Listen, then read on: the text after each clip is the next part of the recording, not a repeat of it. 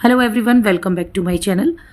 आज का जो हमारा टॉपिक है वो है बच्चों के सामाजिक आर्थिक संदर्भों में अधिगम की सुसाध्यता, जिसमें हम घर पर अधिगम, समुदाय से अधिगम, विद्यालय में अधिगम और प्रकृति में अधिगम। सबसे पहले हम बात करते हैं अधिगम की सुसाध्यता का मतलब क्या है। तो अधिगम की सुसाध्यता का मतलब है किसी भी विद्यार्थी के लिए सीखने की प्रक्रिया कितनी सरल, सहज और सुलभ है। तो इसी को हम कहते हैं अधिगम की सुसाध्यता, कि बच्चे को कितना सरल तरीके से सिखाया जा सके, आसान से आसान भाषा में उसको अधिगम कराना अधिगम की सुसाध्यता कहलाता है। यहाँ पर हम घर पर जो अधिगम बच्चे करते हैं, घर से जो सीखते हैं, उस पर चर्चा करेंगे। समुदाय के द्वारा बच्चे जो भी नॉलेज हासिल करते हैं, हम उस पर चर्चा करेंगे। विद्यालय में अधिगम और प्रकृति में अधिगम, एक एक करके हम इन सबको डिस्कस करेंगे। सबसे पहले हम शुरू करते हैं घर पर अधिगम। घर पर अधिगम से तात्पर्य होता है घर में बच्चा रहकर जो भी सीखता है, परिवार के लोगों से या फिर अपने जो भी उसका खुद से अध्ययन करता है, वो घर पर जो अधिगम कार्य चलता है उससे तात्पर्य है घर पर अधिगम। विद्यालय के अतिरिक्त जो भी जगह होती है, वो जैसे कि घर है या समुदाय है, यहीं से बच्चा सीखता है। तो इसी तरीके से सबसे पहले देखते हैं परिवार अधिगम का पहला केंद्र है। बिल्कुल सही बात है। बच्चा सबसे छोटा होता है, जब वो इस दुनिया में कदम रखता है तो सबसे पहले वो अपने परिवार के साथ होता है और वहीं से वो बहुत सारी चीज़ें सीख कर आता है। तो परिवार पहला केंद्र होता है अधिगम का। आर्थिक स्थिति, संसाधनों की उपलब्धता, आर्थिक स्थिति संसाधनों की उपलब्धता तय करती है। बिल्कुल, परिवार की जैसी आर्थिक स्थिति होगी, बच्चे को उतने ही संसाधन उपलब्ध होंगे और उसी हिसाब से उसकी अधिगम की जो प्रक्रिया है वो चलेगी। संपन्न परिवार, जो संपन्न परिवार होते हैं, जिनकी आर्थिक स्थिति अच्छी होती है, वो बच्चों को किताबें, डिजिटल साधन, ट्यूशन उपलब्ध करा सकते हैं। मगर जिनकी आर्थिक स्थिति थोड़ी खराब होती है, वो बच्चों को इतने संसाधन उपलब्ध नहीं कराते। तो इससे भी उनकी अधिगम प्रक्रिया पर असर पड़ता है। संसाधन की कमी में भी माता पिता का सहयोग और अनुभव अधिगम को सरल बनाता है। भले ही संसाधन की कमी हो, मगर अगर बच्चे के माता पिता, उसके परिवार के सदस्य उनका सहयोग करते हैं तो उससे भी बच्चे का जो अधिगम है वो सरल होता है। सकारात्मक वातावरण और भाषा संवाद से अधिगम सहज होता है। अगर घर का, परिवार का एनवायरनमेंट अच्छा है, पॉजिटिव है, सकारात्मक है, बच्चे के साथ अच्छा भाषा संवाद होता है, कम्युनिकेशन, जो वहाँ पर जो कम्युनिकेशन बच्चों के बीच में और पेरेंट्स के बीच में चलता है, अगर वो अच्छा है तो फिर बच्चे का अधिगम सरल और सहज हो जाता है। बच्चे के लिए सीखना आसान हो जाता है। इसी को हम कहेंगे घर पर अधिगम। इसके बाद बात करते हैं हम समुदाय से अधिगम। तो घर के बाद बच्चा बाहर से सीखता है। बच्चा समाज से व्यवहारिक शिक्षा ग्रहण करता है।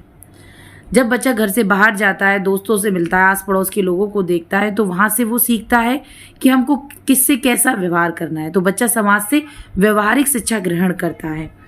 मेले, त्योहार, सांस्कृतिक कार्यक्रम मूल्य शिक्षा देते हैं। जो मेले लगते हैं, तरह तरह के त्योहार आते हैं और जो सांस्कृतिक कार्यक्रम होते हैं, तो उसके पीछे के जो उद्देश्य होते हैं वो यही होते हैं कि उनके अंदर अच्छे नैतिक मूल्यों का विकास हो। तो बच्चे उनसे मूल्यों की शिक्षा लेते हैं। सामुदायिक पुस्तकालय, खेलकूद, अभियान, सीखने के अवसर। तो जो सामुदायिक पुस्तकालय होते हैं, बच्चे वहाँ पर तरह तरह की उनको किताबें अवेलेबल होती हैं, बहुत सारे बच्चे वहाँ पढ़ने के लिए आते हैं। खेलकूद, जो प्ले ग्राउंड होता है, वहाँ पर उनको खेलने के लिए मौका मिलता है। हर परिवार से, अलग अलग परिवार से बच्चे आते हैं, तो वहाँ पर भी बच्चे बहुत सारी ऐसी चीज़ें सीखते हैं जो कि सिर्फ घर पर रहकर या सिर्फ विद्यालय जाकर नहीं सीख सकते। सकारात्मक समुदाय अधिगम को सहयोगी व आनंददायक बनाता है। अगर जो समुदाय है वो वातावरण सकारात्मक है, पॉजिटिव है, वहाँ पर कोई नेगेटिव बात नहीं है, तो बच्चे के अधिगम में सहयोगी और आनंददायक होता है।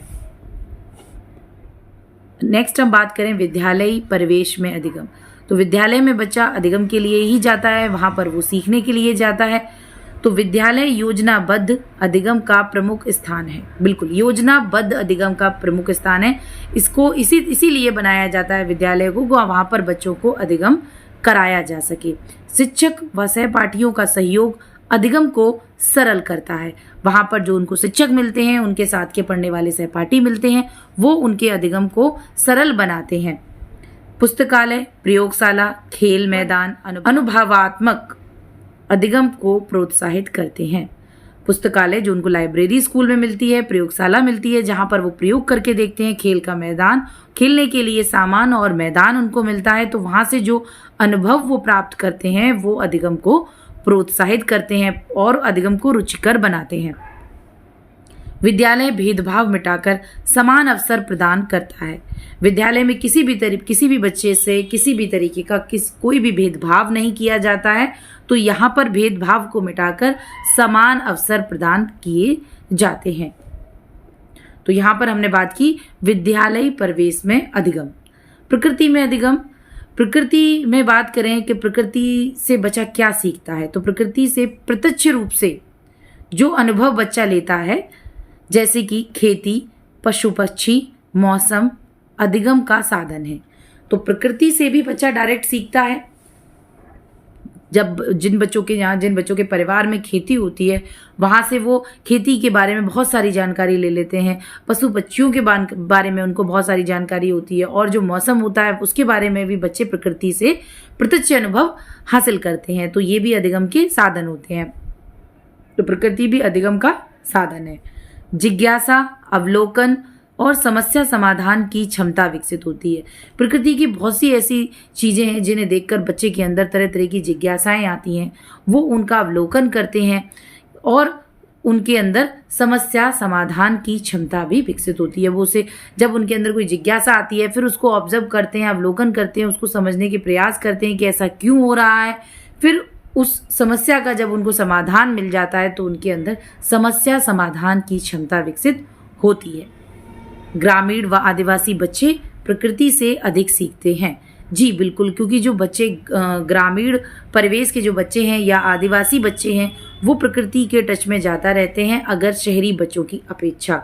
तो इसलिए वो शहरी बच्चों के कंपैरिजन में अगर बात करें तो इस तरीके के जो बच्चे होते हैं वो प्रकृति से अधिक सीखते हैं।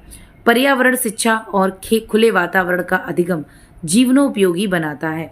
पर्यावरण शिक्षा और जो खुले वातावरण में जो उनको अधिगम कार्य कराया जाता है, कहने का मतलब प्रकृति से जो वो सीखते हैं वो उनके जीवन में उपयोगी होता है और स्थायी अनुभव उनको प्राप्त होते हैं। इस तरीके का जो अधिगम होता है वो स्थायी रूप से होता है और व्यवहारिक होता है और जीवनोपयोगी होता है। तो इस तरीके से प्रकृति में अधिगम। नेक्स्ट अगर हम बात करें निष्कर्ष की, हमने 4 तरीके के अधिगम पढ़े, जिसमें हमने सबसे पहले देखा घर पर अधिगम, उसके बाद हमने देखा उसके बाद समुदाय में अधिगम, और उसके बाद विद्यालय में अधिगम, और फिर प्रकृति से अधिगम।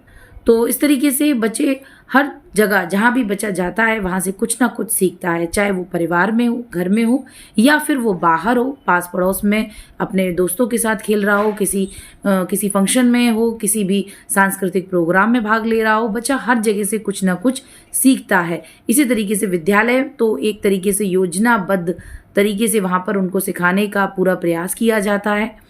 तो वहाँ पर उनको सभी को समान अवसर दिए जाते हैं सीखने के। प्रकृति से जो बच्चे का जुड़ाव होता है, जो प्रकृति से सीखता है, वो अधिगम उनके जीवन के लिए बड़ा ही उपयोगी होता है, व्यवहारिक होता है और स्थायी होता है। तो इस तरीके से परिवार सहयोगी हो तो बच्चे के अधिगम में सहायक होगा, उसके अधिगम को सरल और सहज बनाएगा। समुदाय सकारात्मक होना चाहिए बच्चे के अधिगम के लिए, ऐसा नहीं होना चाहिए वहाँ पर कुछ ऐसी बातें हो जो बच्चे के दिमाग पर नकारात्मक असर डालें। विद्यालय में सभी बच्चों को समान अवसर दिए जाते हैं, तो वहाँ पर बच्चे के अंदर जो एक क्षमता विकसित होती है कि किसी के साथ किसी भी तरीके का कोई भेदभाव नहीं होता, सभी समान हैं, तो वो एक अलग ही आत्मविश्वास पैदा करती है। इसके बाद अगर बात करें हम प्रकृति से जुड़ाव की, तो प्रकृति से सीखना बच्चे के लिए बहुत ही रुचिकर होता है और आनंददायक होता है और स्थायी अनुभव होता है। आज हमने बच्चों के सामाजिक आर्थिक संदर्भों में अधिगम की सुसाध्यता के अंतर्गत घर पर, समुदाय से, विद्यालय में और प्रकृति में अधिगम पर चर्चा की। नेक्स्ट वीडियो में हम नेक्स्ट टॉपिक लेकर आएंगे, और जो नेक्स्ट वीडियो होगा हमारा वो अब हमारा मॉड्यूल 523 का पहला टॉपिक होगा, जिसमें हम मूल्यांकन के लिए पाठ्यचर्या का विकास पर चर्चा करेंगे। अगर आपको वीडियो अच्छी लगी है तो लाइक कीजिए। अगर आपको बीएड ब्रिज कोर्स जो 69,000 भर्ती में चयनित बीएड अभ्यर्थियों के लिए लाया गया है और उसको पास करना अनिवार्य है, अगर इससे जुड़ी हुई आपको, इसके पाठ्यक्रम से जुड़ी हुई आपको तैयारी करनी है तो आप हमारे चैनल को सब्सक्राइब कर सकते हैं और ज़्यादा से ज़्यादा शेयर करें जिससे कि ये उन लोगों तक पहुंच सके जो बीएड ब्रिज कोर्स की तैयारी करना चाहते हैं। धन्यवाद।